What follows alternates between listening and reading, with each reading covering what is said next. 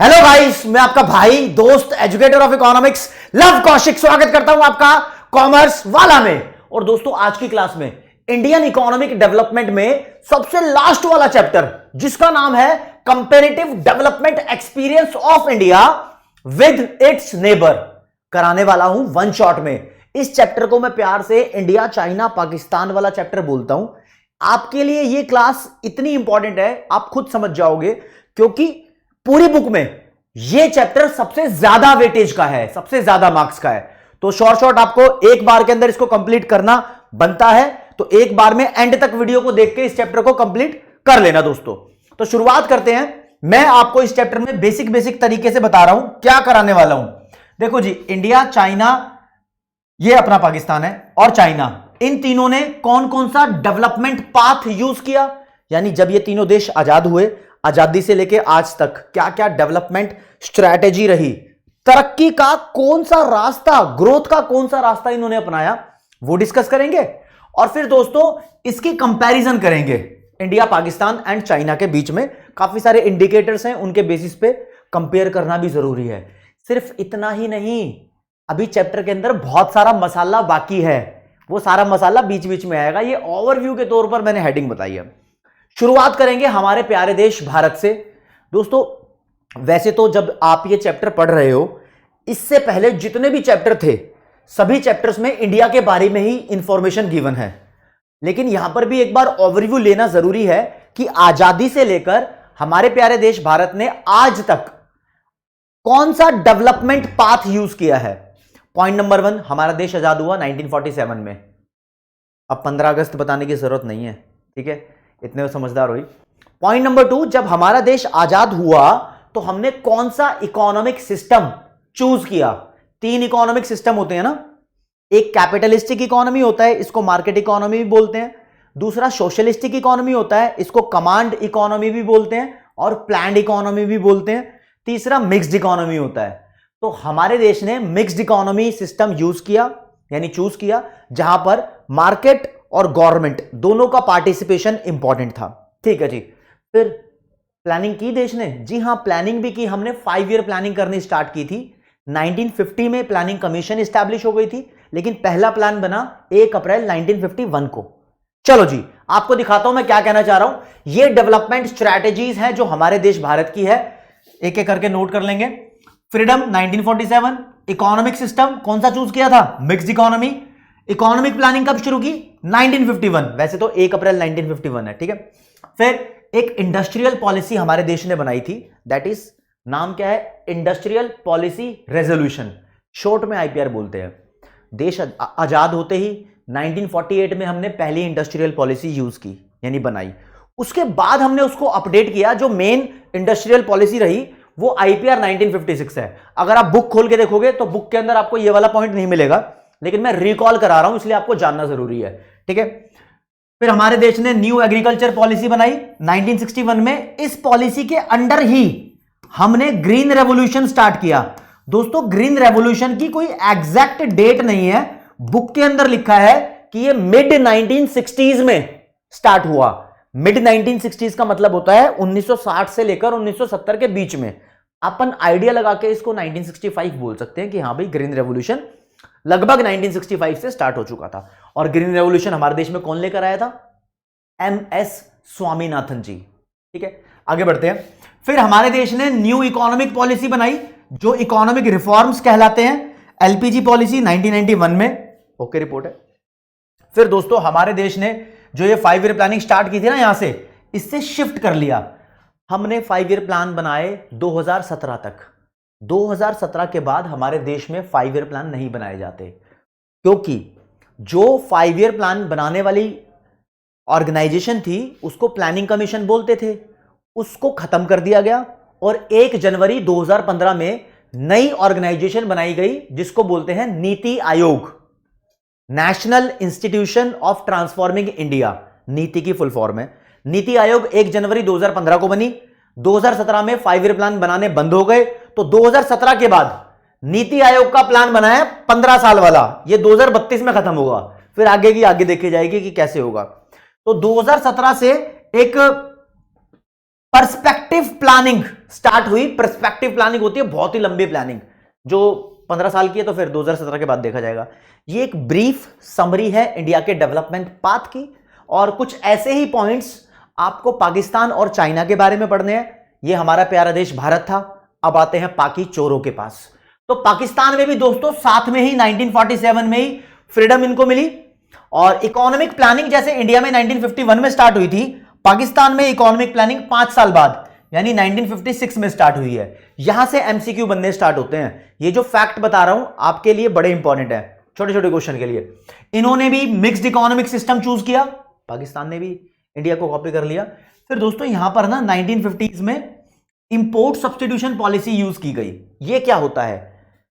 Import substitution policy का मतलब होता है कि जो सामान हम विदेशों से इंपोर्ट करके अपने देश में मंगा रहे हैं, उस सामान को कोशिश करो कि अपने देश में ही बना लिया जाए, यानी इंपोर्ट को रिप्लेस कर दो डोमेस्टिक प्रोडक्शन से। एग्जैक्टली डिट्टो सेम नहीं बनाया जा रहा ना उनके जैसा, तो कॉपी बना लो, है ना। इससे क्या होता है ना, जब इंपोर्ट सब्स्टिट्यूशन पॉलिसी होती है, अपने देश में सामान बनाया जाता है, तो अपने देश की फैक्ट्रीज को फायदा होता है, तो अपने देश के बंदे पैसा कमा रहे होते हैं, देश में नौकरियां, एम्प्लॉयमेंट बढ़ रही होती है। तो पाकिस्तान ने यह पॉलिसी यूज की। पाकिस्तान ने ग्रीन रेवोल्यूशन भी 1960s में यूज कर लिया। बेसिकली इसका इंपैक्ट 1950s में देखना शुरू हो गया था। और दोस्तों कैपिटल गुड्स वाली इंडस्ट्रीज को पाकिस्तान की सरकार ने अपने कब्जे में ले लिया 1970s में। नेशनलाइजेशन का मतलब होता है राष्ट्रीयकरण। जब मैं बोलूं कि किसी चीज का नेशनलाइजेशन हो गया, इसका मतलब ये उस चीज को सरकार ने अपने कब्जे में ले लिया, यानी सरकार की ओनरशिप हो गई उस चीज पे। तो देश की सारी कैपिटल गुड्स इंडस्ट्रीज सरकार की हो गई थी 1970s में पाकिस्तान में। अच्छा, लेकिन इनको जल्दी ही अकल आ गई थी। ये 1970 का दशक स्टार्ट हुआ था, तो नेशनलाइजेशन कर दिया कैपिटल गुड्स इंडस्ट्री का, और जैसे ही 1970 का दशक खत्म होने आया, यानी लेट 1970s बोल लो या 1980 की शुरुआत में, दोनों वर्ड लिखे हुए हैं, लेट 1970s और अर्ली 1980s, ये भूत उतर गया पाकिस्तान के सर के ऊपर से। पाकिस्तान ने वापस प्राइवेटाइजेशन करना शुरू कर दिया, यानी ये कैपिटल गुड्स इंडस्ट्रीज और दूसरे कामों को प्राइवेट सेक्टर को देना शुरू कर दिया। तो 1980s की वो बात भी लिखी है बुक में। पाकिस्तान ने भी इकोनॉमिक रिफॉर्म स्टार्ट किया अपने देश में 1988 में, यानी इंडिया से पहले। इंडिया में स्टार्ट हुए थे 1991 में, ये रहा ईयर, और पाकिस्तान में स्टार्ट हुए 1988 में। तो कुछ कंपैरिजन के पॉइंट भी बनते हैं, मैं बताऊंगा आपको धीरे धीरे, आप ध्यान देना इस चीज पे। अब दोस्तों आते हैं चालाक चाइना पे। चाइना की ग्रोथ स्ट्रैटेजी थोड़ी सी अलग रही है। चाइना इंडिया और पाकिस्तान के बाद आजाद हुआ था, यानी चाइना भी तो गुलाम था, ठीक है। चलो जी, बाद आजाद हुआ, तो चाइना आजाद हुआ 1949 में, और चाइना का पूरा नाम है रिपब्लिक ऑफ चाइना। चाइना ने भी इकोनॉमिक प्लानिंग शुरू की, जैसे 5 ईयर प्लान होते हैं ना इंडिया में, चाइना ने भी स्टार्ट की इकोनॉमिक प्लानिंग। इंडिया ने 1951 में, पाकिस्तान ने 1956 में, बीच में चाइना आ गया। चाइना ने 1953 में स्टार्ट किया। पॉइंट जरा नोट करने वाले हैं। अब चाइना के अंदर इकोनॉमिक सिस्टम था कमांड इकोनॉमी, यानी प्लान्ड इकोनॉमी। यहां पर गवर्नमेंट का ही मेन रोल होता है, ठीक है। और दोस्तों चाइना ने एक ग्रेट लीप फॉरवर्ड, जिसको शॉर्ट में जीएलएफ बोलते हैं, वो स्टार्ट किया 1958 में। इसकी डिटेल में दूंगा अभी आगे आपको। फिर great proletarian cultural revolution start किया, 10 साल तक चला, 66 से लेकर 76 तक। चाइना ने इकोनॉमिक रिफॉर्म्स 1978 में स्टार्ट किए, और यहां पर एक वन चाइल्ड पॉलिसी भी थी जो अब खत्म हो गई है, 1979 में स्टार्ट की। अब देख रहे हो, इकोनॉमिक रिफॉर्म चाइना ने इंडिया और पाकिस्तान से पहले स्टार्ट किए। एक और बात बताऊं आपको, पाकिस्तान और इंडिया ने इकोनॉमिक रिफॉर्म तब स्टार्ट किए जब ये दोनों देश क्राइसिस से गुजर रहे थे, प्रॉब्लम से गुजर रहे थे, यानी मजबूरी में आकर रिफॉर्म स्टार्ट किए देश को ठीक करने के लिए। चाइना ने ये जानबूझकर इंटेंशनली रिफॉर्म स्टार्ट किए। चाइना के पास ऐसी एज सच कोई बड़ी प्रॉब्लम नहीं थी, तो इसलिए चाइना का बहुत आगे होने का एक रीजन ये भी है कि उसने रिफॉर्म बहुत जल्दी स्टार्ट कर दिए थे, ठीक है जी। तो मैं चाइना के ऊपर जनरली ज्यादा फैक्ट इस चैप्टर में चाइना के ऊपर बताए हुए हैं। तो स्टार्ट करेंगे यहां से, ग्रेट लीप फॉरवर्ड से। देखो जी, चाइना को 1949 में आजाद कराने में जो मेन योगदान था वो था माओ से तुंग जिदोंग, इस बंदे का, ठीक है, यही हेड बना हुआ चाइना के अंदर हर चीज का उस टाइम पर। तो इस बंदे ने क्या बोला, इस बंदे की बात सुनो जरा, इंटरेस्टिंग है। इस बंदे ने बोला कि मान लो ये घर है, बोला घर का जो पिछवाड़ा होता है ना, घर के पीछे की जगह, घर का पिछवाड़ा, इसको हम बोलते हैं बुक के हिसाब से बैकयार्ड। तो देश में सभी लोगों को इसने बोला कि अपने घर के बैकयार्ड के अंदर सब छोटी छोटी इंडस्ट्री लगाना स्टार्ट कर दो। इससे चाइना के अंदर एक बहुत मैसिव यानी लार्ज स्केल का इंडस्ट्रियलाइजेशन हो जाएगा, मतलब औद्योगिकीकरण हो जाएगा, फैक्ट्रियां लगाना शुरू कर दो। लोगों को इसने एनकरेज किया, और स्पेशली पता है क्या, इसने बोला कि घर के पीछे भट्टियां लगा दो, भट्टी होती हैं, आग जल रही होती है, वहां पर तुम लोहे से स्टील बनाओ। तो स्टील बनाने पर ज्यादा जोर दिया, और इसका यह प्रोग्राम फ्लॉप हो गया। कैसे फ्लॉप होने के कारण थे, जो डेवलप्ड कंट्रीज में स्टील बनाया जा रहा था वो बड़ी बड़े प्लांट मशीनरी से बन रहा था, यहां पर भट्टियों से बन रहा था। तो चाइना के स्टील की क्वालिटी ज्यादा अच्छी नहीं थी, तो नुकसान हुआ चाइना को। और दूसरी बात, जब देश में माओ से तुंग बोल रहा था, मतलब न्यूज चैनल में देखोगे तो इसका नाम जिदोंग जिदोंग बोलते हैं, बुक में देखोगे तो माओ से तुंग बोलते हैं, स्पेलिंग भी अभी दिखा दूंगा। वो बोल रहा था कि अपने घर के पिछवाड़े में इंडस्ट्रीज लगाओ। तो चाइना में जो ऑलरेडी लोग एग्रीकल्चर में काम कर रहे थे, खेती कर रहे थे ना, ये लोग भी उसकी बात से एनकरेज होने लगे। लोग अपनी खेती को छोड़ छोड़कर, एग्रीकल्चर को छोड़ छोड़कर अपने घर के पिछवाड़े में इंडस्ट्रीज सेटअप करने लगे। हाँ भाई, सरकार ने बोल दिया माल कमाएंगे, चांदी होएगी, मोटा पैसा छापेंगे सब लोग। लेकिन मुद्दा क्या हुआ, इसी टाइम में 1958 से लेकर 1960 के बीच में यह सब हुआ। इसी टाइम में चाइना के अंदर, अभी एक फैक्ट बताने वाला हूं, उससे पहले एक बात सुन लो। जब ये एग्रीकल्चर के लोग छोड़ छोड़कर यहां आ रहे थे ना, तो एग्रीकल्चर में फिर कम बंदे रह गए। भाई फूड ग्रेन भी तो जरूरी है, खाना भी तो जरूरी है। तो गवर्नमेंट ने क्या बोला, यहां पर बंदे ग्रुप अकेले अकेले नहीं कर पा रहे काम, तो टीम बना लो, ग्रुप बना लो। ग्रुप बनाने को बोलते हैं कॉम्यून। क्या बोला, कॉम्यून। अब ऐसे ऐसे वर्ड है। तो चाइना के अंदर कॉम्यून्स बनाए गए, क्योंकि एग्रीकल्चर में कम बंदे बचे थे। और कितने ग्रुप बन गए, लगभग 26,000 ग्रुप बन गए उस टाइम। ठीक है जी, ग्रुप बन गए। टीम वर्क जल्दी काम होता है, अकेले अकेले बंदा देखो खेत में काम करेगा, अकेला बंदा बहुत देर में करेगा, और 4-5 आपस के लोग आ जाएंगे तो जल्दी कर देंगे, फिर एक एक दूसरे का खेत आसानी से काम हो जाएगा, यानी फार्मिंग हो जाएगी आसानी से, सब मिलकर करेंगे। 26,000 ग्रुप बन गए, ये एक नंबर का फैक्ट आ सकता है। अब इस बीच में चाइना के अंदर एक ऐसा प्रकृति ने खेल खेला, चाइना के अंदर बारिश नहीं हुई, ड्राउट, सूखा आ गया बहुत खतरनाक लेवल का। तो एग्रीकल्चर तबाह हो गई, फूड ग्रेन का प्रोडक्शन कम पड़ गया, भूखमरी से चाइना के अंदर मोर देन 30 मिलियन लोग मारे गए, 3 करोड़ से ज्यादा लोग मर गए थे यहां पर। यह प्रोग्राम फेल साबित हुआ। देखो जी, बुक के हिसाब से आपको क्या लिखना है, ग्रेट लीप फॉरवर्ड है, 1958 में स्टार्ट हुआ था। द कैंपेन बोलते हैं, ये कैंपेन है एक, कैंपेन स्टार्टेड इन 1958। इसका एम था industrialising the country on a massive scale, एक लार्ज स्केल पर कंट्री को इंडस्ट्रियलाइज करो।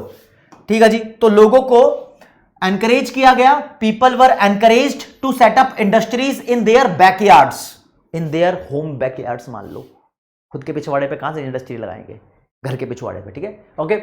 फिर गांव में क्या हुआ, in rural area commune system was started. गांव में बंदे इंडस्ट्री लगा रहे थे, कम्यून सिस्टम स्टार्ट कर दिया। तो under this system people were engaged in collective farming. Collective farming का मतलब होता है ग्रुप वाली फार्मिंग। और कितने कम्यून बने थे, 26,000 ग्रुप बने थे, ध्यान रखना इस चीज को। लेकिन फिर क्या हुआ दोस्तों, the duration of this campaign was 2 years, 2 साल तक चला, 1960 तक। It was ended in 1960। लेकिन as this program faced many problems in the form of climate change. इस प्रोग्राम ने बहुत सारी प्रॉब्लम फेस की। सबसे बड़ी प्रॉब्लम क्लाइमेट चेंज थी, जो कि सीवियर ड्राउट था। इसकी वजह से डेथ हो गई अराउंड 30 मिलियन लोगों की। ये तो इसमें लिखा है, बताने वाले तो कुछ और भी बताते हैं, ज्यादा ही लोग मारे गए थे। खैर ये चाइना के बारे में था। जब ये फ्लॉप हो गया, अब फिर पता क्या, लोग डिमांड करने लगे चाइना के देश के, कहने लगे यार यहां तो सरकार की चल रही है, सरकार जो मन कर रही है वो करवा रही है, ये सिस्टम खराब है। हमें मार्केट इकोनॉमी बनना होगा। मार्केट इकोनॉमी जैसे कि जापान है, अमेरिका है ना। हम अपनी मर्जी से सामान बनाएं, हम अपनी मर्जी से डिसाइड करें कि क्या प्रोडक्शन करना है, सरकार की नहीं चलनी चाहिए। तो लोगों ने जो चाइना का कमांड इकोनॉमी का सिस्टम था उसको प्रोहिबिट करना शुरू किया, मतलब उसके अगेंस्ट होना शुरू किया। तो जिदोंग को पता लग गया, माओ से तुम जिदोंग को, इसने बोला ऐसे तो हमारी सरकार गिर जाएगी। इसने बहुत स्मार्ट तरीके से जो पढ़े लिखे दिमागदार लोग थे ना, प्रोफेशनल लोग, प्रोफेशनल कौन होते हैं, doctor, engineer, CA, CS, lawyer, economist, teachers, ऐसे लोगों को गांव भेज दिया। स्कूल के बच्चों को भी गांव भेजना स्टार्ट किया। क्यों? क्योंकि जिदोंग को लगता था कि गांव के अंदर अभी कल्चर बाकी है। कल्चर कौन सा? कल्चर था चाइना के अंदर एक ही बंदे की बात मानने का, यानी एक बंदे की सरकार चले, इसको कमांड इकोनॉमी बोलते हैं। तो चाइना के अंदर यही कल्चर था। तो उसने स्टूडेंट्स और प्रोफेशनल्स को गांव भेजना स्टार्ट कर दिया, जिससे कि वो वहां रहकर गांव के लोगों से इंस्पायर हो और ये सीखें कि कैपिटल इकोनॉमी की डिमांड करना बेकार है भाई, तुम इधर ही रहो, जैसे देश चला रहे हैं वैसे चलते रहो। तो इस लेवल का 10 साल तक एक बड़ा रेवोल्यूशन चलाया, जिसे बोलते हैं ग्रेट प्रोलेटेरियन कल्चरल रेवोल्यूशन। 1965 में, इन 1965 माओ से तुंग, देख रहे हो स्पेलिंग सेम में भी टी लगा हुआ है, माओ से तुंग जिदोंग ने इसको स्टार्ट कर दिया एज अ कल्चरल रेवोल्यूशन बोला इसको, एक लार्ज स्केल पर बोला। लेकिन 66 से लेकर 76 तक चला था ये। 1965 में अनाउंसमेंट हुई थी।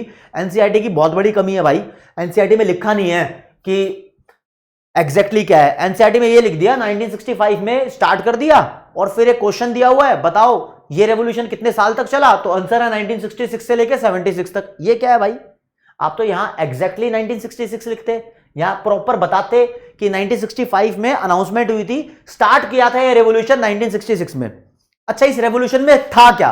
इस रेवोल्यूशन में ये था, in this revolution students and professionals were sent to work and learn from the countryside. Countryside का मतलब होता है विलेज, रूरल एरिया। यहां पर जाओ और सीखो। और तुम पूछोगे प्रोलेटेरियन का मतलब क्या होता है? दोस्तों, प्रोलेटेरियन का मतलब होता है वर्कर्स, यानी इन लोगों को वर्कर्स बना के कल्चर सिखाना, यह मोटिव था। ठीक है जी, 10 साल तक ये चला। फिर चाइना ने अपने देश में रिफॉर्म्स किए। रिफॉर्म्स इंडिया की तरह नहीं थे कि लिबरलाइजेशन, प्राइवेटाइजेशन, ग्लोबलाइजेशन कर दे। चाइना एक डिफरेंट लेवल की सोच रख रहा था। चाइना क्या बोल रहा था? कह रहा हम अपने जो रिफॉर्म्स है इसको 2 फेज में लॉन्च करेंगे। कौन से 2 फेज भाई? चाइना ने इसको बोला पहला फेज, चलो मैं यहां बताता हूं आपको, इसको हटा दो। हाँ, ये जो 2 फेजेस थे इसकी कहानी सुन लो। चाइना ने बोला हमारे रिफॉर्म 2 फेज में लॉन्च होंगे, फेज 1 और फेज 2। फेज 1 और फेज 2 का कोई ईयर गिवन नहीं है, सिर्फ ये लिखा हुआ है कि फेज 1 में हम फोकस करेंगे अपने देश की एग्रीकल्चर पे। एग्रीकल्चर पे ध्यान दो, इस पे ही प्रोडक्शन बढ़वाओ। फॉरेन ट्रेड पे, एक्सपोर्ट इंपोर्ट के रिश्ते जोड़ो, ठीक है, और माल आन दो बाहर से। इन्वेस्टमेंट पे भी फोकस करेंगे, लोगों को एनकरेज करेंगे चाइना पे पैसा लगाओ, प्रोडक्शन एक्टिविटी, फैक्ट्री पे पैसा लगाओ।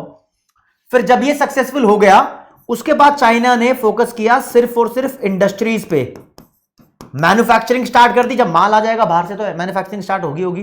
तो चाइना ने बोला ये कैडे लेवल की स्ट्रेटेजी है, और सच में थी चाइना की। ठीक है, इसके बाद चाइना ने बोला हमारे रिफॉर्म के अंदर एक डुअल प्राइस पॉलिसी भी होगी।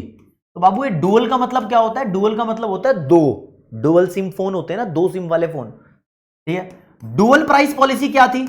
तो यहां चाइना की सरकार बोलती है देश के अंदर कोई भी सामान होगा उसके 2 रेट होंगे।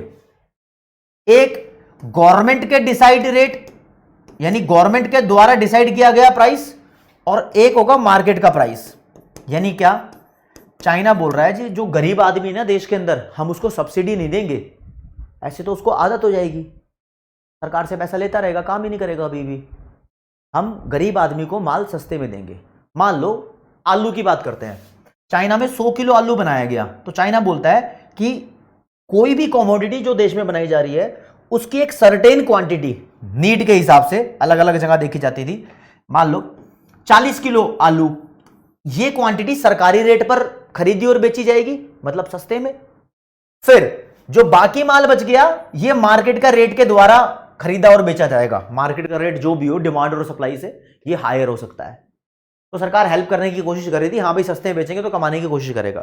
फिर चाइना ने खोल दिया special economic zone. Special economic zone का मतलब स्पेशल इकोनॉमिक एरिया होता है। एरिया मतलब एक ऐसी जगह को स्पेशल इकोनॉमिक जोन बोलते हैं जिस जगह पर सरकार यह बोलती है कि आओ तुम यहां कंपनी खोलो, फैक्ट्री खोलो, हम तुम्हें बहुत सारी छूट देंगे, टैक्स में छूट देंगे, सब्सिडीज प्रोवाइड करेंगे, तुम्हें बहुत सारी अपॉर्चुनिटीज देंगे। तो चाइना ने बहुत सारे ऐसे इलाके बनाए जहां पर कंपनीज को फैक्ट्री खोलने में फायदा हो रहा था। तो कंपनियां आई, चाइना में एम्प्लॉयमेंट बढ़ी, माल आया बल्ले बल्ले। जैसे इंडिया में भी हुआ है, गुड़गांव देख लो, नोएडा देख लो, ग्रेटर नोएडा देख लो, बेंगलोर देख लो, ये भी स्पेशल इकोनॉमिक जोन रहे हैं। यहां पर भी कंपनियां आई हैं, सरकार ने छूट दी है तो इसलिए आई हैं, फिर आई हैं तो फिर काम भी दिया लोगों को, है ना। ये 3 मौके की बात। फिर चलो चाइना में 1978 में ये रिफॉर्म स्टार्ट हुए, ठीक है जी। फिर 1 साल बाद ही चाइना ने अपने देश के अंदर 1979 में वन चाइल्ड पॉलिसी बोल दी। मतलब बोला कि लड़का लड़की की शादी होगी तो एक बच्चे से ज्यादा पैदा नहीं कर सकते। अगर तुमने एक से ज्यादा पैदा कर दिया तो क्या होगा, अगर बाबू एक से ज्यादा बच्चा पैदा हो गया ना तो उसकी पेनल्टी बहुत लगेगी। मतलब सरकार बोलती थी एक बच्चा पैदा है तो उसका पढ़ाई लिखाई और हेल्थ वेल्थ का जो भी खर्चा है वो सरकार उठा लेगी, ठीक है, सॉर्टेड है। लेकिन दूसरा बच्चा पैदा कर दिया ना तो फिर उसके तुम्हें चार्जेस देने पड़ेंगे, स्कूल भेजने के, हॉस्पिटल के ज़्यादा ही होते थे वो चार्जेस। इसलिए वो मियाँ बीवी भी सोचते थे हाँ एक ही बच्चा ठीक है। लेकिन अगर किसी को पहली बार में जुड़वा बच्चा हो गया तो उसकी हो गई बल्ले बल्ले, उस पर कोई दिक्कत नहीं थी, ठीक है। तो ठीक है जी, वन चाइल्ड पॉलिसी को वन चाइल्ड नॉर्म भी बोला जाता है। नॉर्म का मतलब रूल होता है। ये 1979 में लॉन्च की थी चाइना में। और इसकी इंपॉर्टेंट इंप्लीकेशन आपको जाननी पड़ेगी दोस्तों। इसकी इंपॉर्टेंट इंप्लीकेशन ये रही कि बच्चे कम पैदा होंगे ना तो लड़की की यानी जो माता है, वुमन है, उसकी हेल्थ मेंटेन रहेगी।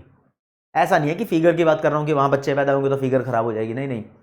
जब लेडीज बच्चा पैदा करती है तो उसकी बॉडी में से बहुत सारे न्यूट्रिएंट्स बच्चे की तरफ जाते हैं। फिर वो धीरे धीरे माँ रिकवर करती है अपनी बॉडी में, वापस वो पावर लेकर आती है। और माँ को बहुत केयर की ज़रूरत भी पड़ती है ना। तो ऐसा सोचा गया कि भाई एक ही बच्चा पैदा करेगी तो उसकी हेल्थ लंबे टाइम तक ठीक रहेगी। आप ये मान लो, शॉर्ट में बता रहा हूँ, ठीक है ना। तो वुमन की बेटर हेल्थ कंडीशंस रहेंगी इससे। तो important implication of the one child norm in China is low population growth. हाँ, पॉपुलेशन की ग्रोथ तो कम हो गई जो कि पहले बहुत फास्ट थी, and better health condition of woman. 2 important implication है इसकी, इस बात को आप ध्यान रखोगे। अब एक गंदी वाली इंप्लीकेशन बताऊंगा इसकी क्या हुई है। होता तो ऐसा इंडिया और पाकिस्तान में भी हुआ है, चाइना में सुनो।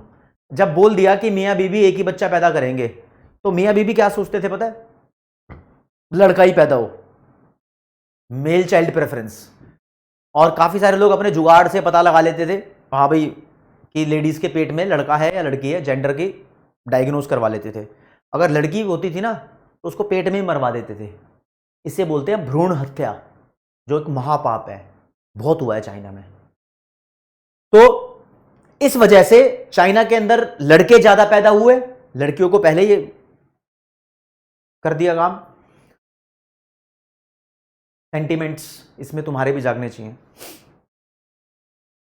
इसलिए चाइना में सेक्स रेशो कम हो गई।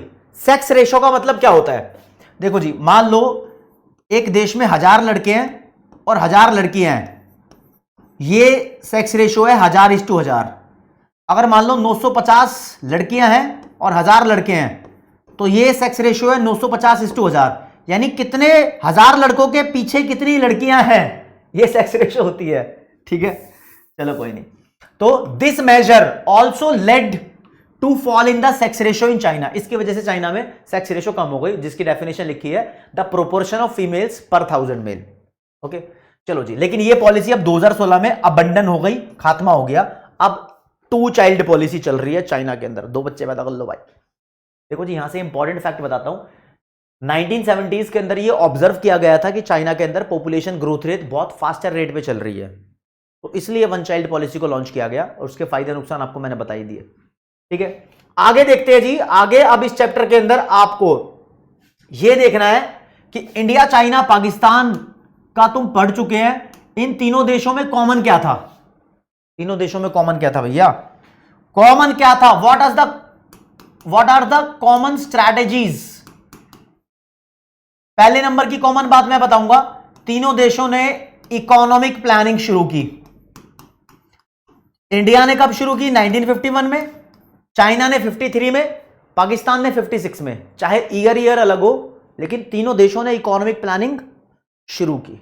चलो जी, दूसरा था तीनों देशों में इकोनॉमिक रिफॉर्म्स हुए। चाइना में 78 में, पाकिस्तान में 88 में, इंडिया में 91 में। ईयर चाहे अलग हो, लेकिन तीनों देशों में हुए। तीसरा मेन पॉइंट,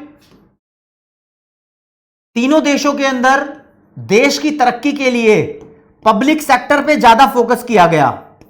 चाहे इंडिया और पाकिस्तान ने मिक्स्ड इकोनॉमी यूज की थी, लेकिन ग्रोथ के लिए ज्यादा फोकस गवर्नमेंट पे ही था। गवर्नमेंट के ही इंडस्ट्रीज पे ज्यादा फोकस किया जा रहा था। गवर्नमेंट चाहती थी जिसको, उसको अपने कब्जे में भी ले लेती थी, तो सरकार ही कर रही थी। ठीक है, चलो जी, heavily relied on the public sector. और एक और कॉमन बात है कि 1980 के आसपास तक ये तीनों देश लगभग सेम रेट से ग्रो कर रहे थे। एक और बात है कॉमन कि इन तीनों देशों को लगभग सेम टाइम पे ही आजादी मिली है। लेकिन ये 3 पॉइंट ज्यादा कॉमन है। ठीक है जी, चलो ठीक है, पाकिस्तान में सब कुछ ठीक ठाक चल रहा था, फिर धीरे धीरे पाकिस्तान में गरीबी दोबारा आ गई। गरीबी पाकिस्तान में दोबारा क्यों आई? एक क्वेश्चन बनता है यहां पर। तो दोस्तों लिखा है क्वेश्चन, ये लो जी, give reasons for the slow growth and reemergence of poverty in Pakistan. ये इंपॉर्टेंट क्वेश्चन बनता है।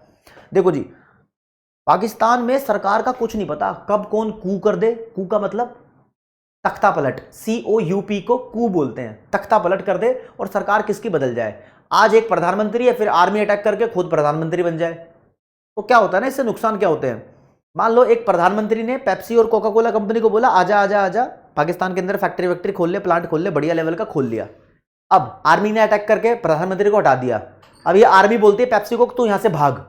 तो कंपनियां यहां पर अनस्टेबल फील करती हैं, अजीब फील करती हैं, इसलिए ज्यादा कंपनियां यहां पर आती नहीं है, तो यहां के लोगों को ज्यादा एम्प्लॉयमेंट नहीं मिलती, तो फिर गरीबी बनी रहेगी, ग्रोथ भी नहीं होगी। तो पाकिस्तान के अंदर ये बड़ी प्रॉब्लम है कि यहां पर पॉलिटिकल इन्वायरमेंट है ना, जो वो स्टेबल नहीं है इंडिया की तरह। अब कोई सरकार चल रही है इंडिया में, ऐसा थोड़ी है कि आर्मी अटैक करके सरकार पलट देती है, ऐसा नहीं है। तो इंडिया में एक स्टेबल पॉलिटिकल इन्वायरमेंट है, पाकिस्तान के अंदर पॉलिटिकल इनस्टेबिलिटी बनी रहती है, रिस्क बना रहता है भाई। और ये पाकिचोर डिपेंडेंट है फॉरेन लोन पे। फॉरेन लोन मतलब अरे दूसरे देशों के टुकड़ों पे पलते हैं। 1980 से जब इन्होंने अपने देश में प्राइवेटाइजेशन शुरू किया, तब से ये UAE और अमेरिका के माल पे पल रहे हैं, उनसे ही माल ले लेते हैं। भाई कभी पड़ गई, दे दो डॉलर, दे दो डॉलर, दे दो डॉलर, मांग मांग के ले लेते हैं। ठीक है, और फॉरेन एक्सचेंज की अर्निंग इनकी कम होती गई। जब कुछ माल बना के विदेश में बेचेंगे ही नहीं, एक्सपोर्ट करेंगे ही नहीं, तो फॉरेन करेंसी इनका फॉल हो जाएगा। ठीक है, और ये ज्यादा विश्वास रखते हैं डिफेंस पे खर्चा करने पे, यानी माल आया, इससे देश में रोजगार के अवसर पैदा करो, पब्लिक के वेलफेयर पे खर्चा करो। नहीं, इन पे पैसा आता है, बम खरीद लो, रॉकेट खरीद लो, एटम बम बना देंगे, तहलका मचा देंगे। ये लड़ाई वाले काम करते हैं, है कुछ नहीं। 3 महीना 13 में लीतने के ना पोतने के, हवाबाजी इतनी करते हैं, इतना एक्सपेंस कर देते हैं डिफेंस पे। देश की तरक्की पे करो भैया खर्चा, ये गरीबी के कारण बने हुए हैं फालतू में। ठीक है दोस्तों, ये कुछ इंपॉर्टेंट चीजें बता रहा हूं। अब इंडिया, चाइना, पाकिस्तान की, इन तीनों की आपको कंपैरिजन करनी है। कंपैरिजन के 3 लेवल देख लो पेपर में जो आ सकते हैं। एक तो डेमोग्राफिक इंडिकेटर के बेसिस पे कंपैरिजन करो। डेमोग्राफिक का मतलब होता है पॉपुलेशन के बेसिस पे। ठीक है, किस देश में कितनी पॉपुलेशन ज्यादा है, डेंसिटी कितनी है, सेक्स रेशियो कितना है, लिटरेसी रेट, गरीबी, वो सब। फिर जीडीपी के बेसिस पे, किस देश में जीडीपी ज्यादा है, कम है ना। फिर ह्यूमन डेवलपमेंट इंडेक्स के बेसिस पे। दोस्तों ह्यूमन डेवलपमेंट इंडेक्स एक इंडिकेटर होता है जो आजकल देश की तरक्की को दिखा रहा है। इसके अंदर 3 बातें ज्यादा ध्यान दी जाती हैं। एक तो देश की पढ़ाई लिखाई, यानी पढ़ाई लिखाई को लिखो, लिटरेसी रेट पे फोकस किया जाता है, एजुकेशन मान लो। दूसरा, पर कैपिटा जीडीपी पे फोकस किया जाता है। तीसरा हेल्थ स्टेटस पे, हेल्थ में आ जाएगी लाइफ एक्सपेक्टेंसी वगैरह, जिंदगी कितनी जीता है। इन तीनों को कंबाइन करके वैल्यू निकाली जाती है ह्यूमन डेवलपमेंट इंडेक्स की, जो कि वैल्यू 0 से लेकर 1 के बीच में होती है।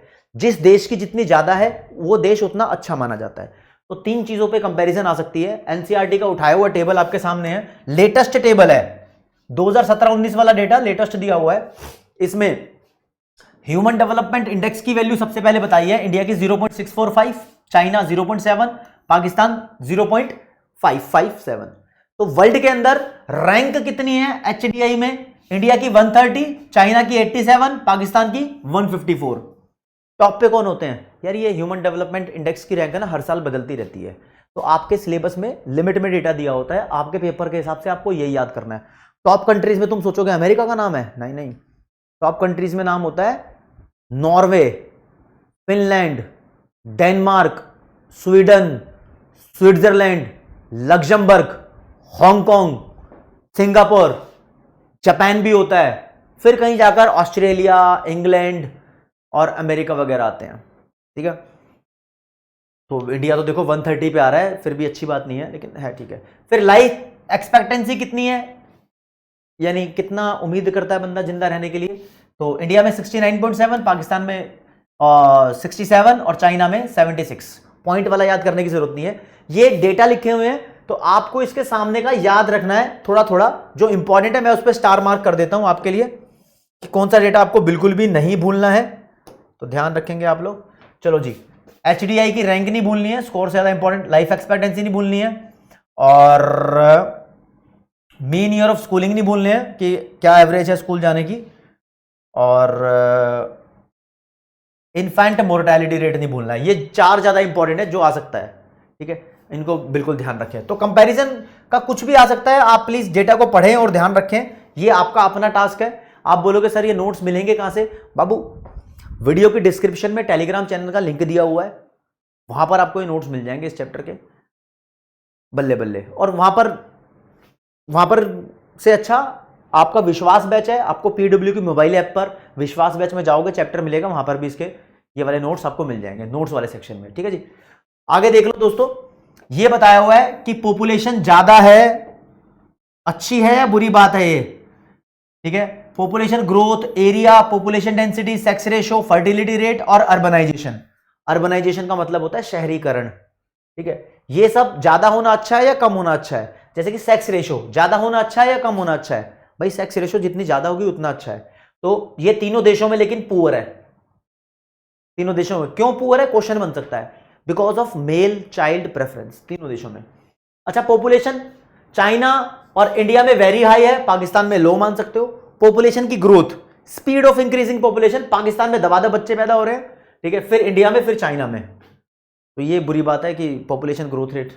और एरिया किसका ज्यादा है? चाइना में बहुत ज्यादा एरिया, इंडिया से 3 गुना ज्यादा है, फिर दूसरे पे इंडिया, तीसरे पे पाकिस्तान। पॉपुलेशन डेंसिटी, पहले पे इंडिया, दूसरे पाकिस्तान, तीसरे पे चाइना। और फर्टिलिटी रेट में पहले पे पाकिस्तान, दूसरे पे इंडिया, तीसरे पे चाइना। और अर्बनाइजेशन में पहले पे चाइना, दूसरे पे पाकिस्तान, तीसरे पे इंडिया है। अर्बनाइजेशन में पाकिस्तान इंडिया से ज्यादा है। ठीक है, ये छोटे मोटे फैक्ट्स हैं, इनके ऊपर ज्यादा इंपॉर्टेंट क्वेश्चन नहीं बनते। इंपॉर्टेंट क्वेश्चन एक डेटा के ऊपर बनता है, जो डेटा बहुत बार एग्जाम में आया हुआ है।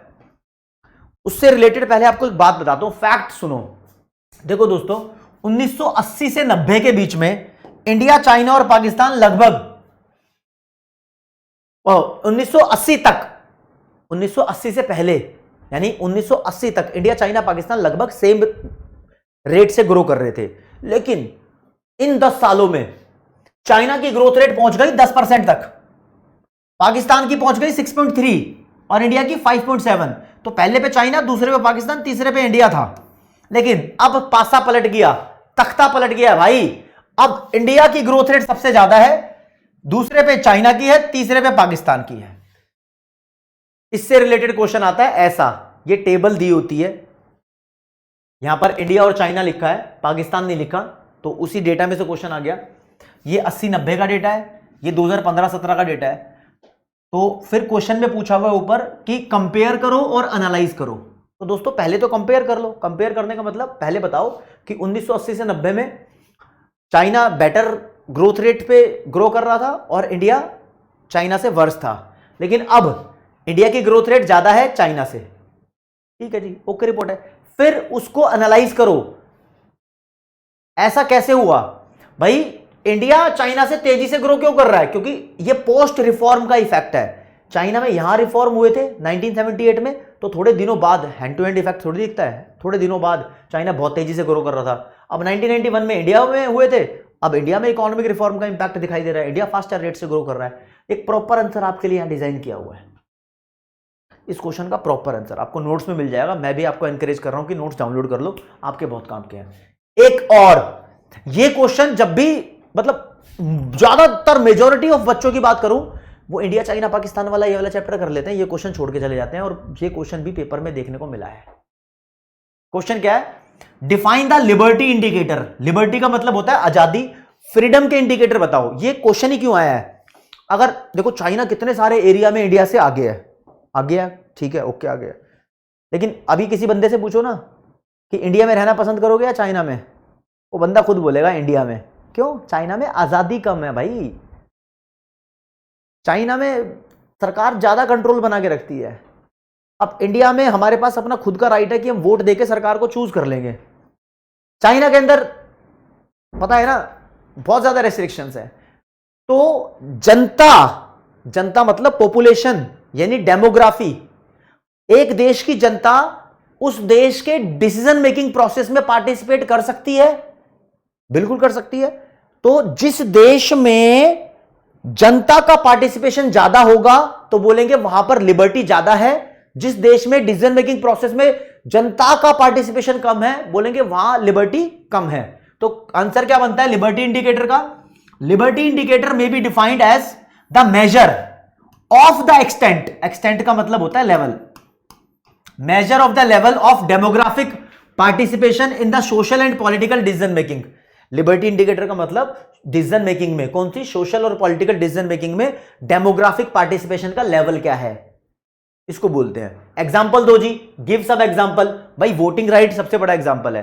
ह्यूमन राइट्स कितने दिए हुए हैं किस देश में, कितनी आजादी है?